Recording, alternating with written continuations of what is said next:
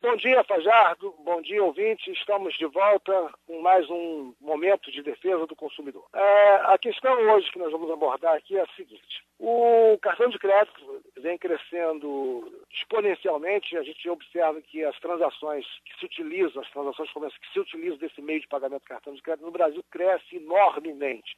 E é também uma realidade do mundo afora. O fato é, em algumas situações, o crédito, a transação não é autorizada por algum tipo de problema em relação à administradora. Ou, às vezes, essa operação não é efetuada até em nome, em benefício do próprio consumidor. Vamos imaginar que quando o consumidor faz uma transação que fuja do seu perfil normal de compra, normalmente o cartão bloqueia a operação e exige uma ligação para confirmar se é ele, de fato, que está efetuando aquela transação fora da sua cidade, fora do seu país. Bom, mas isso pode trazer constrangimento, certamente. A questão que nós temos aqui, numa ação civil pública proposta pelo Ministério Público, é de que a administradora de cartão de crédito deveria oferecer ao consumidor, no momento que a operação foi negada, uma declaração, uma certidão, dizendo quais os motivos da negativa da operação. Isso é bom ou ruim? Bom, direito básico, portanto, direito fundamental do consumidor, direito à informação. E me parece que o Ministério Público agiu em bom tempo, em boa hora, exigindo aquilo que é efetivamente direito do consumidor, direito à informação. Qual é o motivo que o meu crediário está sendo negado naquele momento? Evidentemente que se o consumidor extrapolou o seu limite contratual de crédito, a negativa é justa, é razoável. Agora, se a negativa é por problema do sistema que está fora do ar ou porque o nome está no SPC, é direito do consumidor saber exatamente quem lançou o nome no SPC, porque o nome pode ser lançado ou pode ter sido lançado de forma indevida e já criou ali uma situação de constrangimento para esse consumidor. Pode ser que a operação não seja autorizada porque realmente fugiu do perfil do consumidor. Então, diga que isso fugiu do perfil do consumidor. O importante é que o consumidor tenha isso, de fato, para que ele possa exibir isso numa eventual ação reclamando dano moral. Hoje não temos. E torcemos para que essa liminar persista, nesse sentido de assegurar a informação clara, precisa, ostensiva e confiável para o consumidor. Bom, esse é um ponto. Agora, nós temos ainda no campo do crediário um outro problema, que independe de cartão de crédito. Vamos imaginar que uma loja tenha o chamado crediário próprio, ou uma financeira esteja oferecendo crediário, financiamento, e o consumidor, atraído por essa chamada publicitária, procura aquele estabelecimento e se candidata ao financiamento e se depara com a negativa do financiamento. E a empresa não justifica por que está negando aquele financiamento. Bom, insistindo ainda de que é direito básico, fundamental do consumidor, informação clara, precisa e extensiva, nós temos aqui no Rio de Janeiro, uma lei válida para o Estado do Rio de Janeiro, portanto, lei estadual, que diz o seguinte, que o estabelecimento que negar o crediário ao candidato ao crédito fica obrigado a dizer em papel timbrado os exatos motivos pelo qual o crediário está sendo negado. Porque o estabelecimento não é obrigado a oferecer crediário.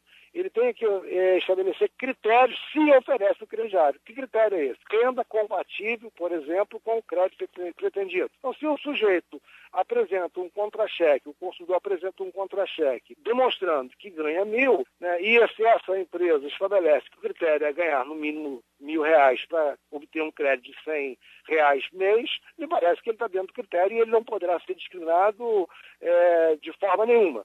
A questão é, o parâmetro, o critério tem que ser claro e objetivo.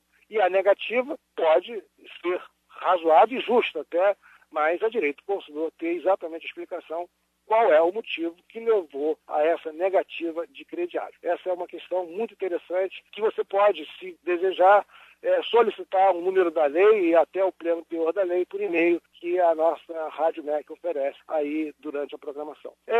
Ainda no esclarecimento do que seja o consumidor, que foi o nosso último bate-papo, o que é o consumidor. Nós explicamos no programa passado o que é o consumidor, pessoa natural, pessoa física.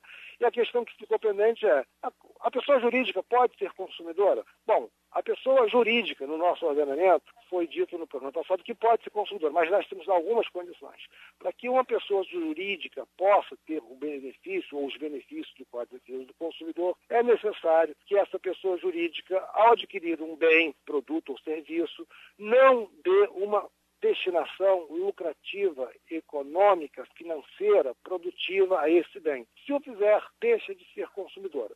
Então, pela natureza de algumas pessoas jurídicas, ela é sempre consumidora, do tipo pessoas jurídicas sem fins lucrativos, organizações religiosas, sindicatos, associações. Pessoas jurídicas com fins lucrativos, ela será consumidora quando o produto adquirido ou o serviço adquirido não entrar na cadeia de interesses econômicos, ou seja, uma pessoa jurídica que comprou alimento para os seus funcionários. A lei determina que ela tem um refeitório, por exemplo. Então, todos os bens inerentes à montagem desse refeitório e à alimentação desse refeitório são bens considerados de consumo. Por exemplo, os equipamentos de segurança, né, em nome lá do funcionário, na segurança do funcionário, são considerados bens de consumo porque eles não entram na cadeia de interesses econômicos. Essa é o nosso esclarecimento em relação ao que é consumidor pessoa jurídica. E ainda avançando um pouco mais, a gente precisa ver, então, se a gente já compreendeu um pouquinho, minimamente, o que é um consumidor, a gente precisa identificar o outro lado da relação. O que é ser um fornecedor? O fornecedor pode ser, e normalmente é, uma pessoa jurídica, mas a lei também admite a possibilidade da pessoa natural ou pessoa física ser considerada consumidora. Por exemplo, eu, advogado, uma pessoa natural, quem me contrata como advogado, evidentemente, é o meu consumidor. Portanto, embora eu não seja uma pessoa jurídica, tenho consumidores. Os profissionais liberais, de uma maneira geral, os seus clientes são consumidores e podem reclamar com base no Código de Defesa do Consumidor. Uma pessoa que desenvolve uma atividade não regulamentada, por exemplo, os chamados autônomos, são fornecedores. A Dona Maria que faz cocada para vender, quem compra cocada da Dona Maria, muito embora a Dona Maria não seja uma pessoa jurídica, é consumidor. Então, pode reclamar com base no Código de Defesa do Consumidor.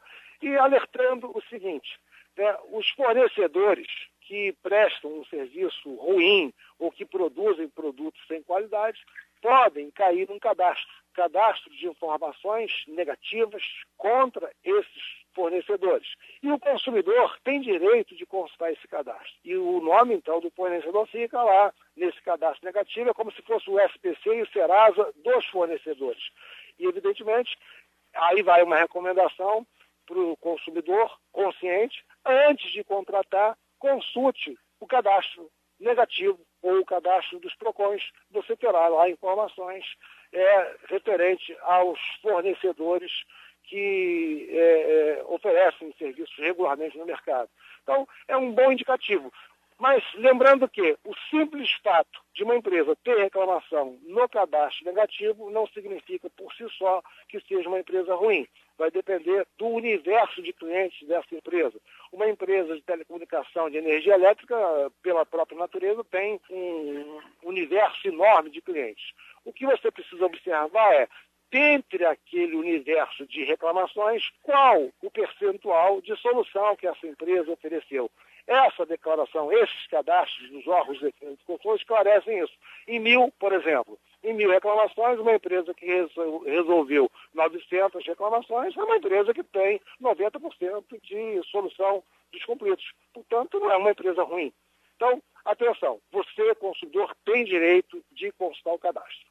Antes de estabelecer uma relação com uma pessoa jurídica ou física que você tenha dúvida, não deixe de constar o cadastro. Então, boa sorte e, Fajardo, bom dia, ouvinte, bom dia.